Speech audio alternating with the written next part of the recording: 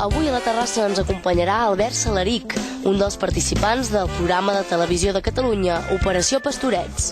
En el reportatge repassarem algunes de les activitats nadalenques que aquest cap de setmana s'han fet a Roda de Ter. Ens posarem en forma amb en Jaume Palau. Avui aprendrem exercicis per reforçar les articulacions. I acabarem amb la poesia d'en Víctor Sunyol, que aquesta setmana ens presenta l'obra de dos poetes armenis. Tot això de seguida a la terrassa. De seguida saludem l'Albert, però abans deixin-me que feliciti un company nostre, en Jordi Sunyer, la cara del Bon Cop de Rock, també del Bon Cop de Clip, i a més col·laborador de la terrassa, que cada setmana ens porta les novetats musicals, perquè hem de dir que el tio, o més ben dit Sant Esteve, li va deixar un regal molt especial, i és que el dia de Sant Esteve va néixer en Martí, el seu fill. Per tant, des d'aquí, des del 9TV, enviem un petó molt fort amb en Jordi, amb l'Eva, la mare, i també amb en Martí. Ara sí, l'Albert Salaric és de Sant Quirze de Besora, és electricista i actor del grup de teatre La Vall de Bisaura, i a hores d'ara segur que vostès molts el coneixen perquè l'han pogut seguir a Operació Pastorets, un dels programes que Televisió de Catalunya ha estrenat i ha engegat ara en motiu d'aquestes festes de Nadal. Avui el tenim aquí al programa. Albert, bona nit. Hola, bona nit. A veure, Operació Pastorets, un programa, un reality show a la catalana, podríem dir, on el que es pretenia és trobar els millors pastors, dimonis, el Sant Josep, la Mare de Déu, doncs de tot Catalunya, i el resultat final de tot això el veurem el proper dia 5 amb la representació d'uns pastorets molt especials, que de fet no són ni els de Folk i Torres ni els d'en Pitarra, sinó que és una versió especial que s'ha fet en motiu d'aquest programa i que ha anat a càrrec de Xavier Brudesala. A veure, Albert, comencem pel principi.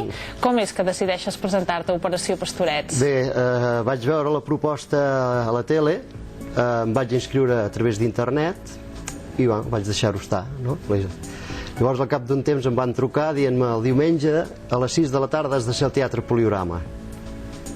Bé, doncs vaig comentar-ho amb els companys, doncs mira, els ha fet gràcia la meva proposta que els he enviat, i llavors em van dir, ostres, per què no hi vas disfressat de pastor de Garrofa, que és el paper que interpretava jo a Sant Quirze, i ho filmem a càmera oculta, i així ho podem penjar a una pàgina que tenim d'humor, que aprofito ja per dir, home, i tant. el racó-de-l'Albert.com. Molt bé. I tindrem material, no? I bueno, així ho vam fer-ho. O sigui que tu ja vas marxar el diumenge aquest que dius, al matí, de Sant Quirze, vestit tal com ens has acompanyat avui a la terrassa. Sí, maquillat. Vestit de Garrofa, cap a Barcelona.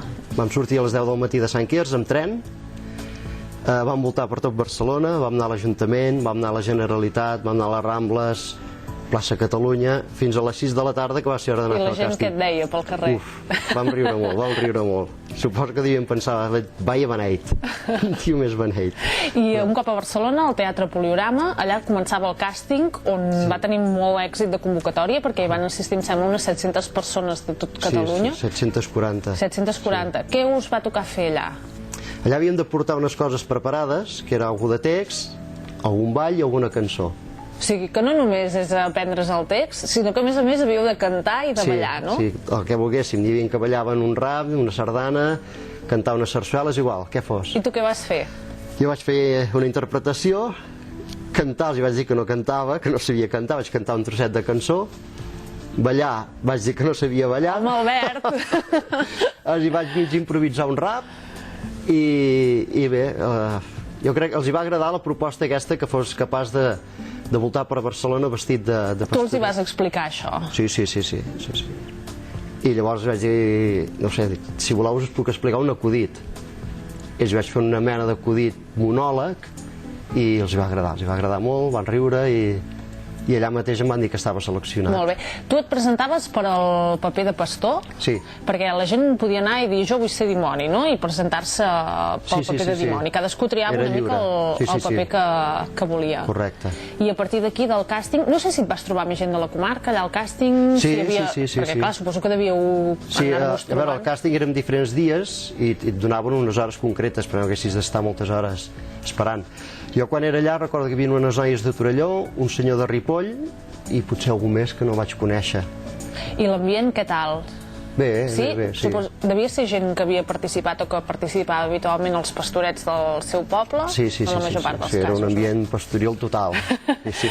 Allò, jo faig de Lluquet, jo de Rovelló. Sí, ara hi havia sobretot dimonis que anaven molt ben caracteritzats. Sí? Molt, una feinada de maquillatge i de vestuari increïble. Això ja pel càsting. Pel càsting, sí. Molt bé. Jo anava més lleugeret, més còmode. Però igual d'efectiu, pel que es va poder veure. Molt efectiu. El jurat del càsting era diferent del jurat que després va formar part de les gales. Em sembla que hi havia la Bel Folk, que també és el director. Sí, és el director mica general de tot l'espectacle. Molt bé. Ell, juntament amb en Joan Rietgat, que també era allà en el càsting, llavors hi havia en Dani Inglès, que pel nom potser no sona, però s'ha dit que és el director del musical més petit, doncs... Sí.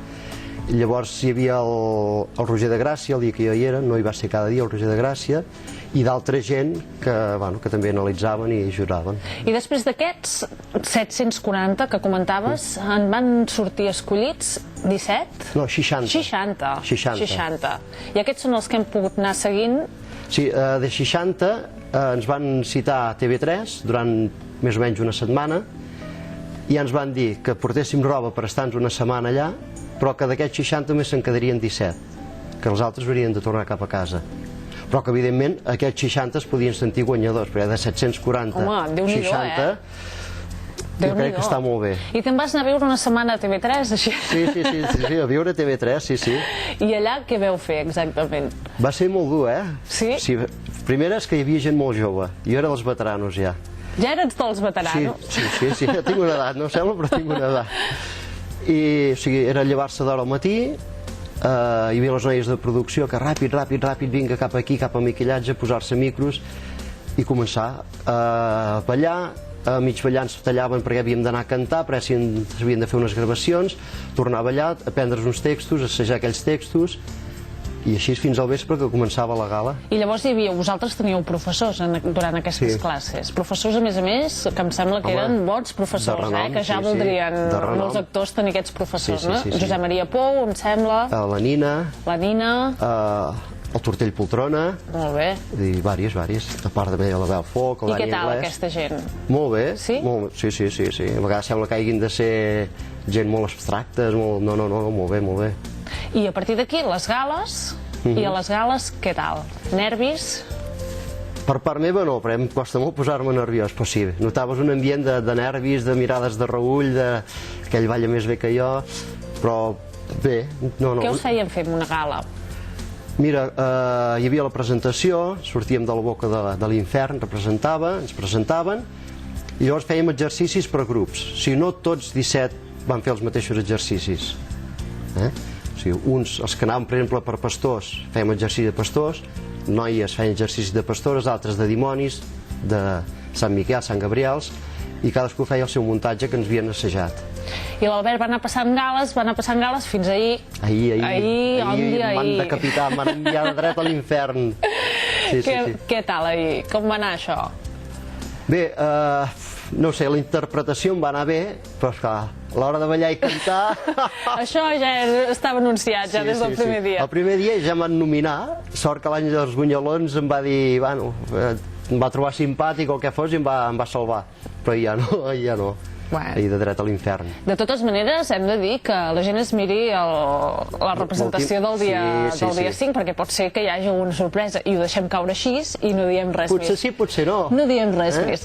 A Sant Quirze ja heu fet els pastorets aquest any també. Què us queda ara? Ara ens queda 2 representacions del conte de la Peles Mestra, Nit de Reis, que és un conte que té molt bona acceptació per part del públic, que ja fa molts anys que representen, crec que més de 80, i això ho farem el dia 6 de gener i el pròxim diumenge. El diumenge següent. Sí. I l'Albert, però, no només ha sortit a Operació Pastoret, sinó que ara mateix estàs gravant una pel·lícula, no? Sí, estem fent una pel·lícula aquí a la comarca, amb Moviola Produccions, d'aquí a la comarca, i juntament amb l'Ajuntament de Vic, dirigida per el Santi Cruselles una mica, i és una pel·lícula que parla sobre el tema de la immigració una mica aquí a la comarca. Molt bé, per tant... Faig un paper en aquesta pel·lícula.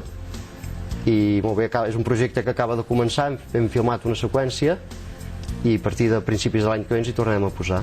Molt bé, doncs Albert, a veure si et podem tornar a convidar algun altre dia aquí a la terrassa per algun altre tema d'aquests d'Operació Pastoret, si se'n fan noves edicions. No sé si t'hi tornaries a presentar o l'experiència ja... No, m'hi torno a presentar ara mateix. Cap allà? Ara mateix. Molt bé, doncs moltes gràcies i estarem atents a la gala aquesta, a les properes gales i a l'actuació del dia 5, a veure quina sorpresa ens hi trobem. Moltes gràcies. D'acord, vosaltres. A veure...